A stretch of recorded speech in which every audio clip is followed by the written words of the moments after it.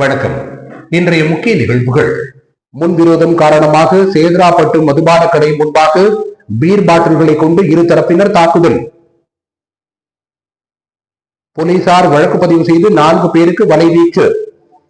புதுச்சேரி நகராட்சி ஊழியர்களுக்கு 7வது ஊதியக்குழு சம்பள உயர்வு மற்றும் நிலுவைத் தொகையை உடனடியாக வழங்கிட வலியுறுத்தல். உழவர்கரை INTUC நகராட்சி ஊழியர்கள் நலச்சங்கம் சார்பில் கண்டன ஆர்ப்பாட்டம். அரசு பணியின் போது உயிரிழந்தவர்களின் வாரிசுதாரர்களுக்கு கருணை அடிப்படையில் பணி வழங்க வலியுறுத்தல். வாரிசுதாரர் சங்கத்தினர் கண்டன ஆர்ப்பாட்டம். காரைக்காலில் பழமை வாய்ந்த புனித அந்தோணியார் ஆலயத்தின் ஆண்டு பெருவிழாவை ஒட்டி நடைபெற்ற அலங்கார தேர்பவனி. ஏராளமான கிறிஸ்தவர்கள் பங்கேற்பு. இனி விரிவான நிகழ்வுகள். புதுச்சேரி சேதராப்பட்டு மதுபான கடை முன்பாக முன்விரோதம் காரணமாக உறவினர்களிடையே தாக்குதல் சம்பவம் ஏற்பட்டது. இந்த சம்பவத்தை அடுத்து தாக்குதலில் படுகாயமடைந்த ஒருவர் கொடுத்த புகாரின் அடிப்படையில் போலீசார் 4 பேர் மீது வழக்கு பதிவு செய்து அவர்களை வலைவீசி தேடி வருகின்றனர். விழுப்புரம் மாவட்டம் வானூர் வட்டம் திருச்சிற்றம்பலம் கிராமம் மாரியம்மன் கோவில் வீதியை சேர்ந்தவர் திலகராஜ். தனியார் நிறுவன ஊழியரான இவரது உறவினர் ஸ்ரீகாந்திற்கும் இவருக்கும் முன்பகை ஏற்பட்டுள்ளது. இந்நிலையில் திலகராஜ் தனது நண்பர்கள் சந்தோஷ் என்கிற வீரன் தேவா ஆகியோருடன் சேதராப்பட்டில் உள்ள தனியார் மதுபான கடையில் மது அருந்த சென்றுள்ளார். மதுக்கடையில் பீர் பாட்டில்களை வாங்கிக் கொண்டு வாசலில் அவர்கள் நின்று கொண்டிருந்தனர். அப்போது இருசக்கர வாகனத்தில் அங்கு வந்த ஸ்ரீகாந்தின் உறவினர் பள்ளித்தென்னல் கிராமத்தை சேர்ந்த பாண்டியன் உள்ளிட்ட 4 பேர் திலகராஜிடம் ஸ்ரீகாந்துடன் ஏன் தகராறு செய்கிறாய் என கேட்டு தகாத வார்த்தைகளால் திட்டியுள்ளனர். இதில் பாண்டியன் கீழே கிடந்த கருங்கல்லை எடுத்து திலகராஜின் நெற்றியில் ஓங்கி அடித்து கொலை மிரட்டல் விடுத்துள்ளார். இதனை தடுக்க வந்த சந்தோஷ் மற்றும் தேவாவையும் 4 பேரும் சேர்ந்தும் தாக்கியதாக கூறப்படுகிறது. இது குறித்து திலகராஜ் அளித்த புகாரின் அடிப்படையில் சேதராப்பட்டு போலீசார் வழக்கு பதிவு செய்து 4 பேரையும் வலைவீசி தேடி வருகின்றனர்.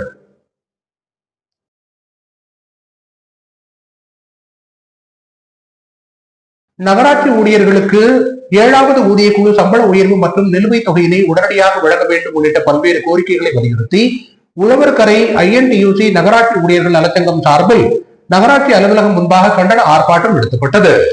புதுச்சேரியில் நகராட்சி ஊழியர்களுக்கு 7வது ஊதியக்குழு சம்பள உயர்வு மற்றும் நிலுவைத் தொகைகளை உடனடியாக வழங்க வேண்டும், காலியாக உள்ள பணியிடங்களை நிரப்பிட வேண்டும், அலுவலக பணிகளுக்கு நகராட்சி ஊழியர்களை நியமனம் செய்வதை கைவிட வேண்டும் என்பன போன்ற 10 அம்ச கோரிக்கைகளை வலியுறுத்தி உழவர்கரை INTUC நகராட்சி ஊழியர்கள் நலச்சங்கம் சார்பில் கண்டன ஆர்ப்பாட்டம் உழவர்கரை நகராட்சி அலுவலகம் முன்பு நடைபெற்றது.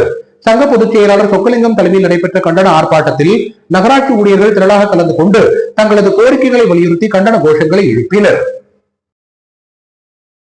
புதுச்சேரியில் அரசு பணியின் போது உயிரிழந்தவர்களின் வாரிசுதாரர்களுக்கு கருணை அடிப்படையில் பணி வழங்க வேண்டும் உள்ளிட்ட பல்வேறு கோரிக்கைகளை வலியுறுத்தி வாரிசுதாரர்கள் நலச்சங்கத்தினர் கண்டன ஆர்ப்பாட்டத்தில் ஈடுபட்டனர். புதுச்சேரி நகராட்சியில் பணிபுரிந்து பணியின் போது இறந்து போன மற்றும் மருத்துவ ஓய்வு பெற்ற ஊழியர்களின் வாரிசுதாரர்கள் சுமார் 177 பேர் கருணை அடிப்படையில் பணி வழங்க வேண்டும் என கடந்த 20 ஆண்டுகளுக்கும் மேலாக கோரிக்கை வைத்து வருகின்றனர். ஆனால் அரசு இந்த கோரிக்கையை கண்டுகொள்ளவில்லை. இதனை வலியுறுத்தி வாரிசுதாரர்கள் நலச்சங்கம் சார்பில் பல கட்ட போராட்டங்கள் நடத்தப்பட்டு வருகிறது.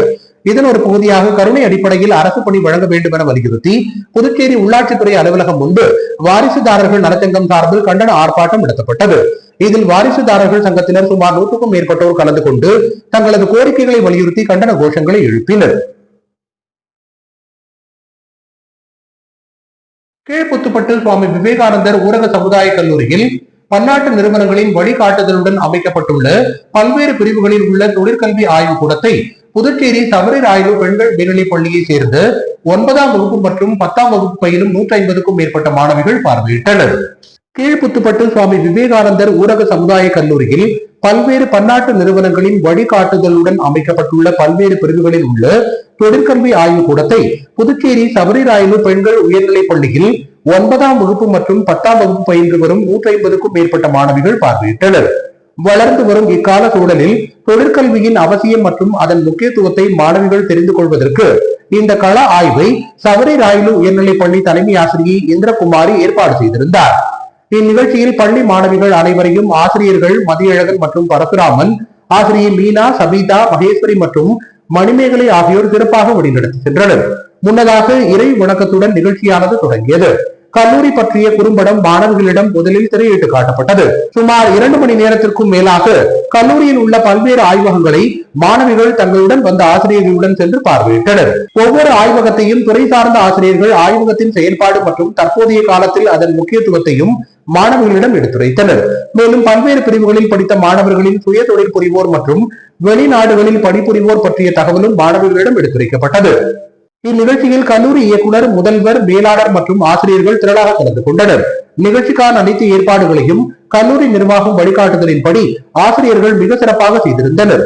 இந்த கள ஆய்வு நிகழ்ச்சியில் சபரிராயலு உயர்நிலைப் பள்ளியை தொடர்ந்து வரும் நாட்களில் புதுச்சேரியில் உள்ள மேலும் 4க்கும் மேற்பட்ட பள்ளிகள் பார்வையிட உள்ளது. இக்கல்லூரியில் 15க்கும் மேற்பட்ட தொழிற்கல்விக்கான மாணவர் சேர்க்கை இம்மாத இறுதி வரை நடைபெற உள்ளது என்பது குறிப்பிடத்தக்கது.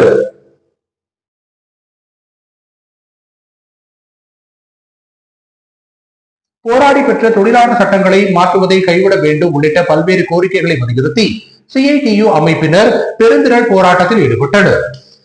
போராடி பெற்ற தொழிலாளர் சட்டங்களை மாற்றுவதை கைவிட வேண்டும், அனைத்து தொழிலாளர்களுக்கும் குறைந்தபட்ச ஊதியம் மாதம் 26,000 ரூபாய் என நிர்ணயம் செய்திட வேண்டும், புதுச்சேரி அமைப்பு சாரா தொழிலாளர்கள் நல வாரியத்தை போதுமான நிதி ஒதுக்கி உடனடியாக செயல்படுத்த வேண்டும், புதுச்சேரி மின்துறையை தனியாருக்கு தாரை வார்க்க கூடாது, மின் கட்டண உயர்வை ரத்து செய்திட வேண்டும், புதுச்சேரி AFT, சுதேசி, பாரதி பஞ்சாலைகளை ஒருங்கிணைத்து ஜவுளி பூங்கா உருவாக்கிட வேண்டும் உள்ளிட்ட பல்வேறு கோரிக்கைகளை வலியுறுத்தி இந்திய தொழிற்சங்க மையமான CITU சார்பில் பெருந்திரள் போராட்டம் சுதேசி மில் அருகே நடத்தப்பட்டது.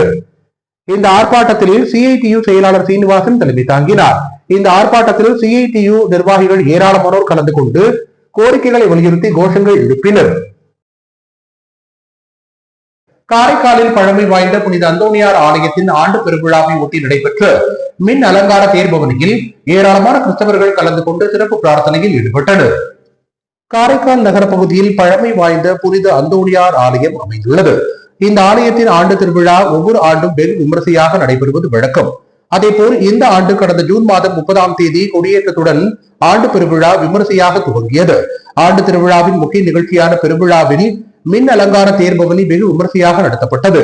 தேர்பவனியை முன்னிட்டு ஆலயத்தில் மறை மாவட்ட முதல்வர், காரைக்கால் பங்கு தந்தை பால்ராஜ்குமார் மற்றும் சாமிநாதன் செல்வம் இணை பங்கு குரு சிறப்பு திருப்பலியினை நடத்தி வைத்து தேருக்கு புனித நீர் தெளித்து தேர்பவனியை துவக்கி வைத்தனர்.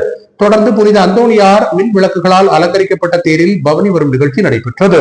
தேர்பவனி நகரின் முக்கிய வீதிகள் வழியாக சென்று மீண்டும் ஆலயத்தை வந்தடைந்தது. இவ்விழாவில் ஏராளமான கிறிஸ்தவர்கள் கலந்து கொண்டு புனித அந்தோணியாரின் பாடல்களை ஜெபித்தபடி வீதி உலா வந்தனர். திருச்சிற்றம்பலம் பகுதியில் அமைந்துள்ள ஸ்ரீதேவி பூதேவி சமேத ஸ்ரீ ஸ்ரீனிவாச பெருமாள் ஆலயத்தின் அஷ்டபந்தன ஜீர்ணோத்தாரண மகா சம்பரோக்ஷணத்தை முன்னிட்டு நடைபெற்ற யாகசாலை பூஜைகளில் ஏராளமான பக்தர்கள் கலந்து கொண்டு பெருமாளை வழிபட்டனர். திருச்சிற்றம்பலம் ராமானுஜர் நகரில் அமைந்துள்ளது ஸ்ரீதேவி பூதேவி சமேத ஸ்ரீனிவாச பெருமாள் திருக்கோவில்.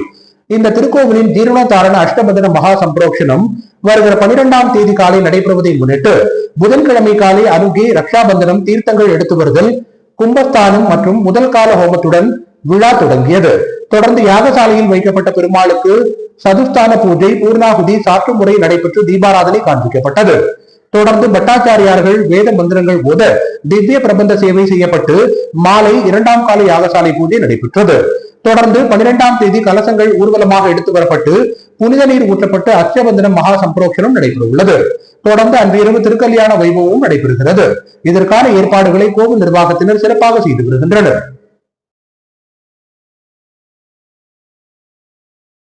புதுச்சேரி அரசு துறைகளில் பணிபுரியும் ஊழியர்கள் முதல் உயர் அதிகாரிகள் வரை காலத்தோடு பணிக்கு வராததால் நிர்வாகம் முடங்குவதால் திடீர் ஆய்வு மேற்கொண்டு நடவடிக்கை மேற்கொள்ள வேண்டும் என மக்கள் வாழ்வுரிமை இயக்கம் கவர்னர் மற்றும் தலைமை செயலாளருக்கு மனு அளித்துள்ளது. புதுச்சேரி அரசு துறைகளில் பணிபுரியும் ஊழியர்கள் முதல் உயர் அதிகாரிகள் வரை காலத்தோடு பணிக்கு வராததால் நிர்வாகம் முடங்குவதால் திடீர் ஆய்வு மேற்கொண்டு நடவடிக்கை எடுக்க வேண்டும் என மக்கள் வாழ்வுரிமை இயக்கம் கவர்னர் மற்றும் தலைமைச் செயலர் ஆகியோருக்கு மனு அளித்துள்ளது.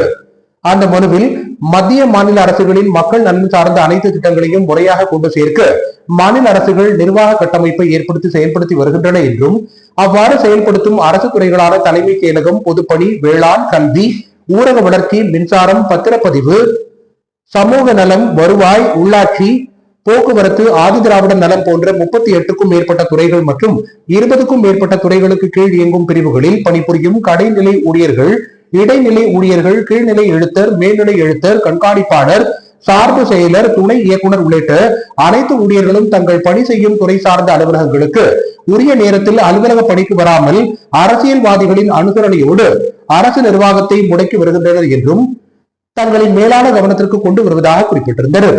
இதனால் புதுச்சேரி அரசின் அனைத்து துறைகளிலும் மக்கள் நலன் சார்ந்த செயல்பாடுகள் முடங்கி போய் உள்ளதாக குறிப்பிட்டுள்ள அவர்கள், மத்திய மாநில அரசு துறைகளில் அரசு ஊழியர்கள் முதல் அதிகாரிகள் வரை நிர்வாக சட்ட விதிகளுக்கு எதிராக மிக மிக காலதாமதத்துடன் பணிக்கு வருவதால் மக்களால் தேர்ந்தெடுக்கப்பட்ட அரசின் நிர்வாக கட்டமைப்பான அரசு துறைகள் அரசுக்கு ஒத்துழைப்பின்றி அரசு பணிகளும் மற்றும் மத்திய மாநில அரசுகளின் பல்வேறு மக்கள் நலத்திட்டங்கள் செயல்படாமல் மிக மோசமான நிலைக்கு தள்ளப்பட்டுள்ளதாகவும் குறிப்பிடப்பட்டிருந்தது. அரசு துறைகள் மிக மோசமான நிலையில் உள்ளதை தாங்கள் நேரில் திடீரென ஆய்வு செய்து முடங்கி போயுள்ள அனைத்து அரசு துறைகளுக்கும் புத்துயிர் ஊட்டுவதற்கு போர்க்கால அடிப்படையில் உரிய நடவடிக்கை எடுக்க வேண்டும் என மக்கள் வாழ்வுரிமை இயக்கம் சார்பில் கேட்டுக் கொள்வதாக அந்த மனுவில் மக்கள் வாழ்வுரிமை இயக்கத்தின் செயலாளர் ஜெகநாதன் குறிப்பிட்டிருந்தார்.